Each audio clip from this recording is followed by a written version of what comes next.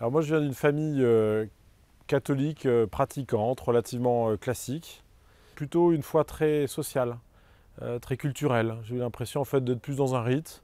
À Versailles, aller à la messe c'était normal, ça faisait partie de, c'était classique.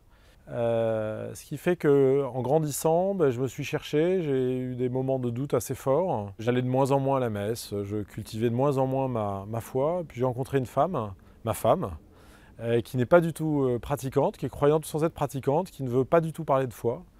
J'avais une vie de cadre supérieur, j'étais associé dans un cabinet de conseil, j'étais ravi, tout se passait bien, je gagnais très bien ma vie. Je ne voyais pas beaucoup mes enfants, je commençais à me poser quelques questions. Et j'ai eu un moment, une envie de changer un peu tout. Et donc j'ai revendu mon cabinet et j'ai eu envie de remettre l'homme, à ce moment-là je disais vraiment l'homme, au cœur de ma vie.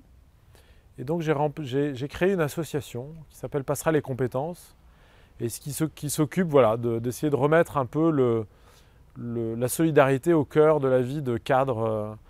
Et il se trouve qu'un jour, des amis d'association, qui eux étaient des chrétiens convaincus, ils m'ont dit écoute, on organise un voyage à Rome pour aller rencontrer, un voyage professionnel, et on va aller rencontrer les responsables des dicastères qui peuvent toucher notre action associative. C'était des gens qui étaient quand même très très proches de l'église eux-mêmes, et je sentais que ça allait virer au pèlerinage assez rapidement. Mais bon, je me suis laissé faire, et il s'est passé deux choses pendant ce voyage. La première, c'est un enseignement par un prêtre. Quand vous êtes chrétien, si votre solidarité, vous ne la vivez pas au nom du Christ, vous êtes en train de travailler pour l'antéchrist. Alors ça, c'était une brutalité terrible. Je ne suis pas sûr qu'il ait dit ça, mais c'est ce que j'ai entendu, ce que j'ai compris. Mais ça a été un premier pas, c'était de me dire, mais attention Patrick, finalement, tu as vidé ce qui fait l'essence de ton envie de solidarité, ton envie de te tourner vers les autres, c'est quand même cette soif de Dieu que tu n'exprimes plus, tu ne dis plus, tu ne parles plus. Et conclusion, tu as l'impression que c'est toi. C'est toi-même, ton ego personnel qui arrive à construire ça. Et ça, c'est dangereux parce que tu es en train de te transformer en un petit Dieu. Et puis, une autre étape dans ces 3 jours a été la veille du départ. Une des personnes qui est là propose une adoration. Et alors ça, pour moi, c'était le summum de la bêtise de l'Église catholique. Je n'y croyais pas. Et donc, cette adoration, c'était le summum de mon rejet complet, et c'était pas possible. Mais malgré tout, cet instinct un peu grégaire, je me suis dit, écoute, allez, tu as été avec le groupe pendant 3 jours, donc va avec eux. Je suis allé dans cette adoration. Et je me suis assis, et puis quitte à être dans une église, je me suis mis en prière. Et j'ai dit au bon Dieu, écoute, là je crois que vraiment je suis allé au bout de ce que je pouvais faire. Si vraiment tu es là, et si vraiment tu m'aimes, là il faut que je comprenne, il faut que je le sente, parce que je sens rien, quoi. Tout est vide autour de moi.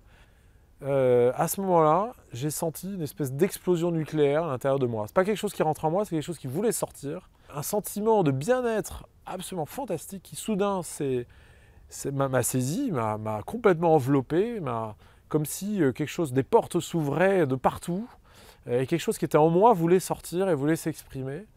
J'ai soudain ouvert les yeux et j'ai compris, dans une espèce d'apothéose, j'ai compris quelle était ma place, quel était mon rôle et quel était mon rôle de chrétien. Soudain, j'ai compris que Dieu m'aimait. Ça faisait 35 ans qu'il attendait désespérément que je lui ouvre un tout petit peu la porte, mais qu'il était là dans l'Eucharistie. Je suis rentré, ma femme qui avait laissé partir un type un peu agnostique, soudain elle se retrouvait face à une grenouille complète, un type qui parlait plus que de Dieu, soudain, qui avait l'impression d'avoir vécu une révélation.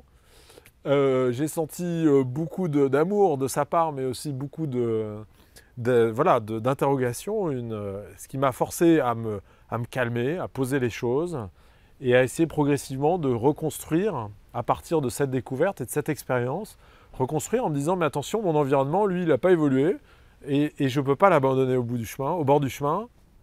Ça a vraiment été une explosion nucléaire, mais dans ma vie encore, c'est-à-dire que cette explosion rayonne encore, dans le sens où, oui, ça a changé ma vie parce que Dieu était à la périphérie et maintenant je veux qu'il soit au cœur. Il est vraiment au cœur et je veux qu'il soit au cœur de toutes mes actions, de toutes mes pensées.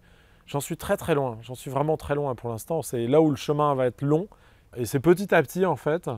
J'essaye de construire de plus en plus d'espace, d'ouvrir de plus en plus toutes les portes de chaque instant de ma vie, de chaque instant de mes pensées à vraiment à Dieu et à l'Esprit Saint.